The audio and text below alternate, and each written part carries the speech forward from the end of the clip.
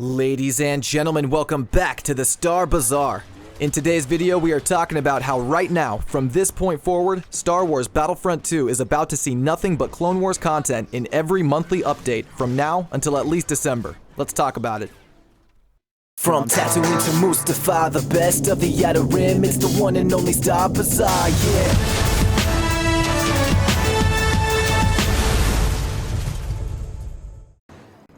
As always, my videos are also a discussion involving every single one of you, so feel free to leave your thoughts in a comment below, and if you like today's video, I'd appreciate it if you hit that thumbs up button. While you're there, if you're new to the Bazaar, consider becoming a subscriber and clicking the bell icon to stay up to date on all future videos. This one is a pretty important one in terms of the discussion aspects, but I'll keep it to a reasonable length. No need to stretch a single topic out to 10 minutes. But getting right into it, Battlefront 2 just had a major update in the form of a squad system that came out with the September patch. Click the card popping up now in the top right corner to see my video on the full patch notes, but don't go anywhere just yet. We still got to talk about the Clone Wars content coming up. You can save that video for after this one. I'm bringing up the new update because it's a pretty big one in not only scale, but also importance. This update has seriously changed the pacing of Battlefront 2 and has set a precedent for the future. But not only that, it is also a bit of a milestone.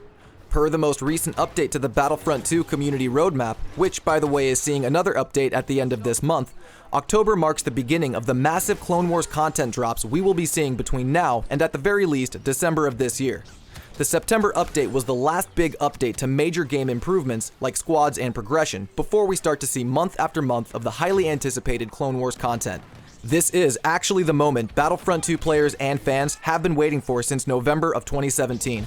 Actual Clone Wars heroes and good content like planets and vehicles. It all starts in October with General Grievous, with apparently the whole month being dedicated to him. At least that's what the roadmap said about that month, and I'm really not too sure what that means exactly.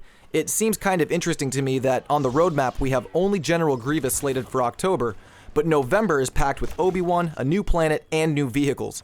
Something tells me that we will see something more coming with Grievous in October. I just don't think DICE and EA themselves have fully decided on what yet. Or maybe at this point they have, and we are just waiting to see the update on the new roadmap coming at the end of this month. But regardless of whatever else is coming with Grievous, we know he will arrive with one other appearance as a customization option. Most likely it will be a variant of him with or without his cape, whichever one isn't his default. But until we get that roadmap, that's all we have confirmed for October. It will be a pretty big month for this game no matter what, as it seems to me, out of the 4 new heroes coming to the game, Grievous seems to be the most wanted among the community. I know I can't wait to use 4 lightsabers at once, and we're just weeks away at this point, so the hype is real.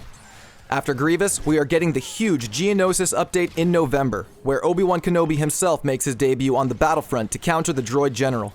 Obi-Wan is also getting 2 additional appearances alongside his default appearance, and my honest hope is that his default is his Clone Wars TV show attire with the armor, and the 2 skins are his Revenge of the Sith look as a rare, and Old Ben as a legendary.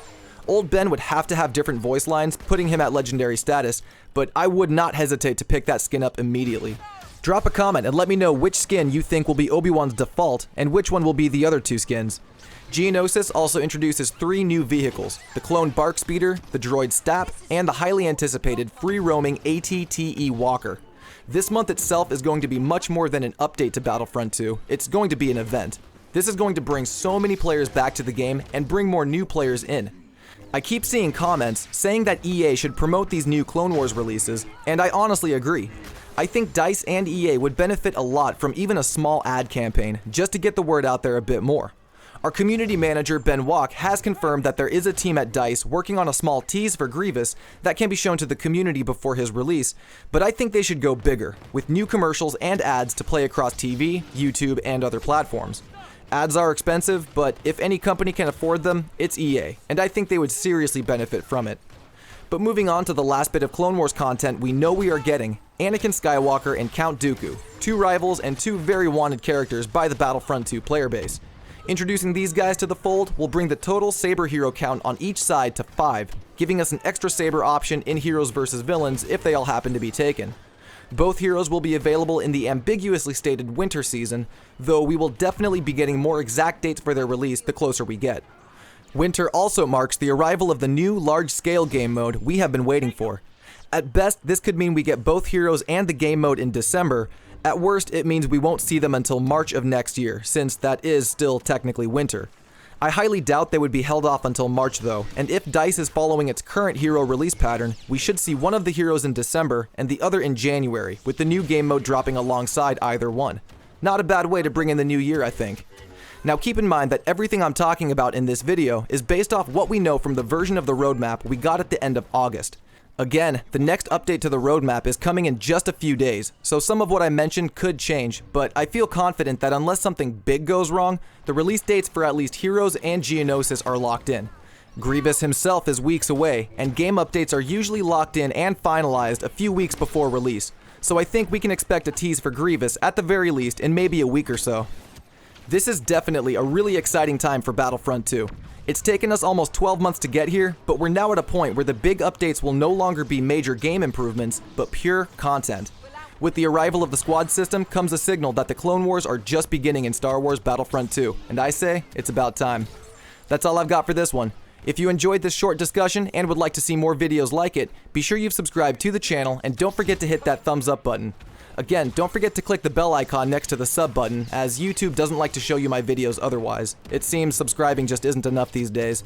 But that's it from me. I appreciate you all stopping by the bazaar. This has been your boy, Turkish Delight, and I will see you all out on the battlefront. Peace.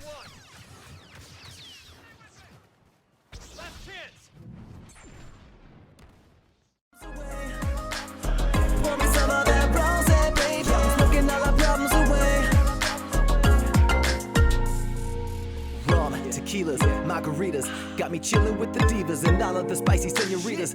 They be dancing on the table, also graceful, delight angels, got them spun like ballerinas. If woman not from Venus